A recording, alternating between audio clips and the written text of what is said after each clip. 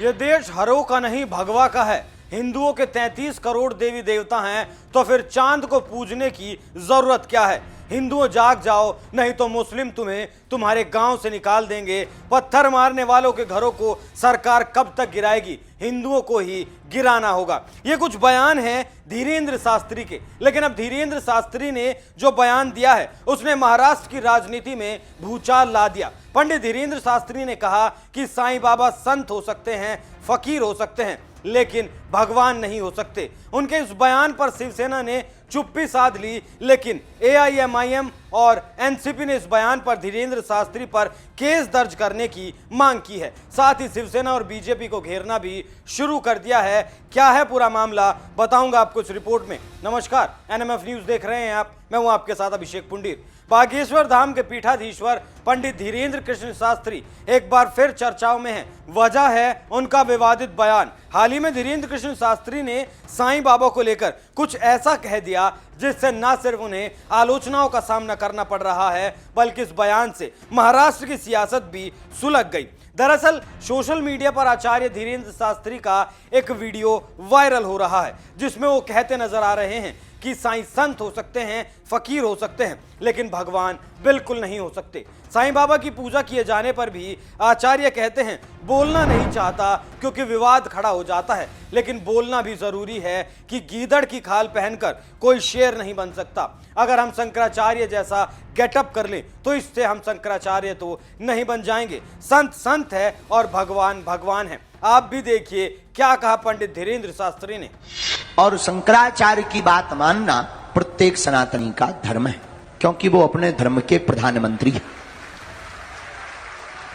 और कोई भी संत, चाहे हमारे धर्म पंथ के हों, धर्म के हों, चाहे वो गोस्वामी तुलसीदास जी हों या सूरदास जी, संत हैं, महापुरुष हैं, युग पुरुष हैं, कल्प पुरुष हैं, लेकिन भगवान नहीं। किसी की आस्था को हम ठेस नहीं पहुंचा सकते। और इतना कह सकते साईं बाबा संत हो सकते हैं, फकीर हो सकते हैं, भगवान नहीं हो सकते। ऐसा बोलना भी बहुत लोग इसको कंट्रोवर्सी में ले लेंगे, पर ये बोलना भी बहुत जरूरी हमें लग रहा है। देखो भाई, गीदड़ की खाल पहनकर कोई शेर नहीं बन सकता।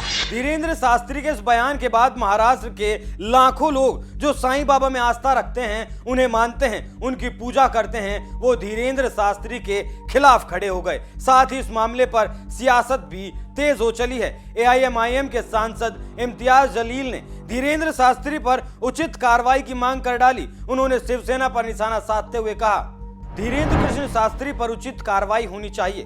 हमारे देश में साईं बाबा के करोड़ों भक्त हैं, उनको लेकर किसी को भी इस तरह के शब्दों का इस्तेमाल करने से बचना चाहिए। आए दिन ऐसे कई बाबा हैं जो अपने आपत्तिजनक बयान को लेकर चर्चा में बने रहते हैं। इन बाबाओं का अंजाम क्या होता है वो सभी को पता है। इम्तियाज जलील का साथ दिया है एनसीपी नेता जितेंद्र आव्हाड ने। जितेंद्र आव्हाड ने शिंदे फडणवीस से जवाब मांगा है कि धीरेंद्र शास्त्री के ऐसे बयान पर क्या कार्रवाई की जाएगी। जितेंद्र आव्हाड ने शिवसेना पर निशाना साधते हुए कहा, महाराष्ट्र में सभी को महापुरुषों के अपमान करने का आमंत्रण दिया जा रहा है। जिन्होंने बागेश्वर बाबा को यहां बुलाया था, वो अब साईं बाबा के विषय में अपना रुख साफ करें। पंडित धीरेंद्र कृष्ण शास्त्री के इस बयान से लाखों लोगों की भावनाएं आहत होने की बात की जा रही है। वहीं चुनाव को देखते हुए बीजेपी और शिवसेना कुछ भी कहने से बच रही है, क्योंकि चुनाव नजदीक हैं और वो कोई जोखिम नहीं लेना चाहते। यही कारण है कि बीजेपी और शिंदे पर विपक्ष हमलावर हो चला है। अब सुनिए साईं बाबा को लेकर महाराष्ट्र में इतना बवाल क्यों मचा है, इसे भी समझना जरूरी है। पहला कारण तो यह है कि साईं बाबा के जन्म को लेकर इतिहासकारों और विद्वानों का मानना है कि साईं बाबा का जन्म 28 दिसंबर 1835 को महाराष्ट्र के पाथरी गांव में हुआ था। हालांकि इस बात का अब तक कोई ठोस प्रमाण नहीं मिल सका है। दूसरा कारण यह है कि ऐसा कहा जाता है कि साईं बाबा एक फकीर के रूप में सबसे पहले गए और ताउम्र वो वहीं रहे। शिरडी भी महाराष्ट्र में ही है, जहां हर साल लाखों भक्त दर्शन के लिए पहुंचते हैं। तीसरा कारण यह है कि भारत में साईं बाबा को एक महान संत के रूप में जाना जाता है। बताया जाता है कि साईं बाबा के पास अद्भुत शक्तियों का भंडार था, लेकिन साईं बाबा के पहनावे और उनके नाम के कारण विद्वानों का मानना है कि वो एक फकीर थे। लेकिन यहाँ ये बात भी ध्यान रखने वाली है कि उनके लाखों भक्त उन्हें भगवान का दर्जा भी देते हैं। एक बात और, इस देश में कुछ मुसलमान भी साईं बाबा को अपना मानते हैं, उन पर अपना अधिकार मानते हैं। इस बात पर विवाद लंबा चलता रहा है और यही वजह है कि साईं बाबा को लेकर महाराष्ट्र की राजनीति में उबाल आ गया है। घटना ज्यादा पुरानी नहीं है, बात 23 मार्च की है। पंडित धीरेन्द्र कृष्ण शास्त्री राजस्थान के उदयपुर में थे। वहां भी बाबा ने एक भड़काऊ बयान दिया, वो भी सुनिए। जो हरे झंडे कुंभलगढ़ के किला में अंदर लगे लहरा रहे, ये हरों का देश नहीं है, ये भगवान मयों का देश है। धीरेन्द्र शास्त्री के इस बयान पर केस दर्ज कर लिया गया है और साथ ही साथ पंडित धीरेन्द्र कृष्ण शास्त्री के ऊपर दर्ज हुए केस को लेकर उन्हें समर्थन भी मिलना शुरू हो गया है। क्या कहा गया है समर्थन में, वो भी देखिए।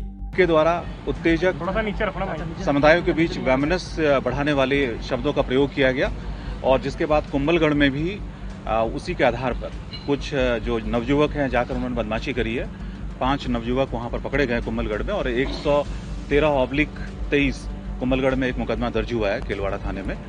उदयपुर शहर के गांधी ग्राउंड में धर्म सभा के दौरान धीरेन्द्र शास्त्री ने कुंभलगढ़ किले में भगवा झंडा लगवाने और कन्हैया लाल हत्याकांड का जिक्र किया था। इस धर्म सभा में पंडित देवकी नंदन ठाकुर और बांसवाड़ा के संत उत्तम स्वामी सहित कई संत महात्मा मंच पर मौजूद थे। दैनिक भास्कर के लिए उदयपुर से अनूप पराशर की रिपोर्ट। कुंभलगढ़ एक अजय ऐतिहासिक किला है जो महाराणा कुंभा की कर्मस्थली है, महाराणा प्रताप की जन्मस्थली है। दुर्भाग्यवश आजादी के बाद वर्तमान सरकार ने किले में आजाद की इजाजत देकर मेवाड़ के शौर्य, सम्मान एवं सद्भाव को बिगाड़ने का प्रयास किया है, जो शर्मनाक है। हिंदुओं का सूर्य कहने वाले मेवाड़ के महाराणाओं की इस कर्म भूमि पर आदरणीय बागेश्वर बाबा ने भगवा फहराने का आह्वान किया, वो क्या गलत है? यदि बागेश्वर बाबा के खिलाफ कार्रवाई की जाएगी तो पूरा मेवाड़ का हिंदू समाज उनके साथ खड़ा होकर समर्थन करेगा। आपको बता दूं कि धीरेन्द्र शास्त्री के ऊपर इससे पहले भी कई आरोप लग चुके हैं, लेकिन कोई भी आरोप अब तक सिद्ध नहीं हो पाया। पंडित धीरेन्द्र कृष्ण शास्त्री हिंदुत्व और हिंदू राष्ट्र को लेकर खुलकर अपनी बात रखते हैं और ये भी पहली बार नहीं है कि ऐसा उन्होंने पहली बार कहा हो। धीरेन्द्र शास्त्री के ऊपर सनातन धर्म की बातें करना, केंद्रीय मंत्रियों को आशीर्वाद देना, अजीब बर्ताव और जमीन पर कब्जा करने जैसे तमाम आरोप लगे हैं, लेकिन कोई भी आरोप आज तक साबित नहीं हो पाया है।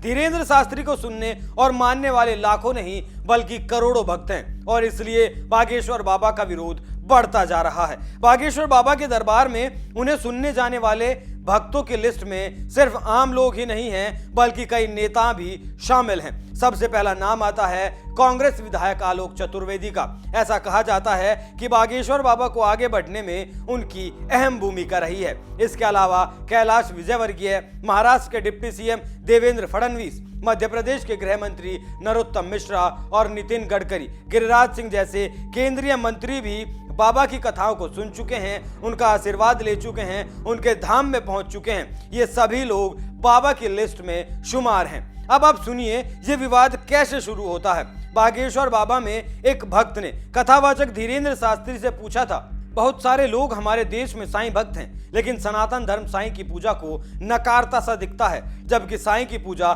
सनातन पद्धति से होती है, तो आप इस पर प्रकाश डालें। इस सवाल के जवाब में पंडित धीरेन्द्र कृष्ण शास्त्री थोड़े असहज जरूर नजर आए, लेकिन उन्होंने कहा कि हमारे धर्म के शंकराचार्य जी ने साईं बाबा को देवताओं का स्थान नहीं दिया। शंकराचार्य की बात मानना हर सनातनी का धर्म है, क्योंकि वो अपने धर्म के प्रधानमंत्री होते हैं और कोई संत चाहे वो हमारे धर्म के तुलसीदास हों या फिर सूरदास हों, वो संत हैं, भगवान नहीं है। यहाँ से ये विवाद शुरू हुआ और पहुंच जाता है माफी तक। साईं भक्तों का कहना है कि धीरेन्द्र शास्त्री को अपने कहे के लिए माफी मांगनी होगी और साईं बाबा भगवान है या नहीं, इसके लिए धीरेन्द्र शास्त्री के सर्टिफिकेट की जरूरत उन्हें नहीं है। ये तो था ताजा मामला। अब आपको बताता हूं कि बाबा के कौन कौन से बयानों को विवादित बयानों की श्रेणी में रखा गया है। पहला, हाल ही में सोशल मीडिया पर एक वीडियो वायरल हुआ। इसमें एक भक्त बाबा के पास रोते हुए पहुंचता है और उनका पैर छूने की कोशिश करता है, लेकिन बाबा ने ये कहते हुए भक्त को वापस भेज दिया कि हमें छूना मत, अछूत आदमी, बस मुझे छूना मत। इस वीडियो के वायरल होने के बाद लोगों ने जमकर उनकी आलोचना की थी। हालांकि बाबा ने इस वीडियो पर सफाई देते हुए कहा था कि हम बाबा जी का मुकदर मतलब गदा लिए होते हैं तो हम छुआछूत से अक्सर बचते हैं। बहुत से लोग मदिरा पान करके आते हैं या फिर प्याज लहसुन वगैरह खा कर आते हैं। हम सब में राम देखते हैं तो फिर हम राम जी से प्रणाम कैसे करवा सकते हैं? हम उस दरबार से उठे हैं जहां ना कोई छोटा है और ना ही कोई बड़ा है। दूसरा बात 16 अप्रैल 2022 की है। हनुमान जयंती के दिन हिंदू और मुसलमानों के बीच भड़की हिंसा पर आचार्य धीरेन्द्र कृष्ण शास्त्री ने कहा था, अगर तुम कभी नहीं जागे हो तो ये तुम्हें अपने गांव से भी भगा देंगे। इसलिए निवेदन है कि सभी एक हो जाओ और पत्थर फेंकने वालों के घर पर बुलडोजर चलवा दो। सरकार कब तक बुलडोजर चलवाएगी? हमारे पास पैसे नहीं हैं, नहीं तो हम अपना खुद का बुलडोजर चला लेते, बुलडोजर खरीद लेते। तीसरा, बाबा बागेश्वर ने यह भी कहा था कि 33 करोड़ देवी देवता हैं तो चांद को पूजने की जरूरत क्या है। उनके इस बयान पर भी लोग काफी भड़के थे। मन से धीरेन्द्र शास्त्री हिंदुस्तान को हिंदू राष्ट्र घोषित करने की मांग कर चुके हैं। वो कह चुके हैं कि जल्द ही संसद में कुछ बड़ा होने वाला है। वो कह चुके हैं कि तुम मेरा साथ दो, मैं तुम्हें हिंदू राष्ट्र दूंगा। पंडित धीरेन्द्र कृष्ण शास्त्री हिंदू राष्ट्र पर बिल्कुल मुखर होकर बोलते हैं और उन्हें हिंदू राष्ट्र से कम कुछ भी मंजूर नहीं। आप इस खबर पर क्या राय रखते हैं? हमें कमेंट करके जरूर बताएं। नमस्कार।